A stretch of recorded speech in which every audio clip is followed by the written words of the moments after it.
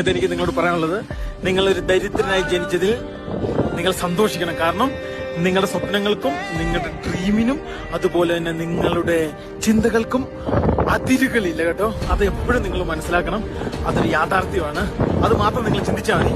അല്ലാതെ ഞാനൊരു ദരിദ്രനായി ജനിച്ചു, അല്ലെ എനിക്ക് കഴിവില്ല, എനിക്ക് വിവരമില്ല എന്ന് ചിന്തിക്കുന്നവരോട് എനിക്കൊന്നു മാത്രമേ പറയാനുള്ളൂ.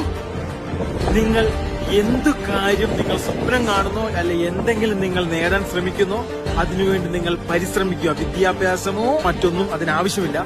ആര് എന്തു പറഞ്ഞാലും നമ്മൾ അതിനെ മൈൻഡ് ചെയ്യരുത്. നമ്മൾ നമ്മുടെ വഴിക്ക് പോവാം. അങ്ങനെയുള്ളവർ മാത്രമേ രക്ഷപ്പെട്ടുള്ളൂ. ഇത്രയും കാര്യങ്ങൾ ചിന്തിക്കാം. ഞങ്ങളെ പോലുള്ള രണ്ട് പൊട്ടന്മാർക്ക് ഇത്രയും ചെയ്യാൻ പറ്റുമെങ്കിൽ നിങ്ങളെ കൊണ്ട് ഇതിലും വലുത് ചെയ്യാൻ പറ്റും. അത് എപ്പോഴും നിങ്ങൾ ആലോചിക്കുക. കുറെ പേർ കമന്റ് ഒക്കെ ഞാൻ കണ്ടാണ്, ഒരിക്കലും പോകാൻ പോകില്ല എന്ന്.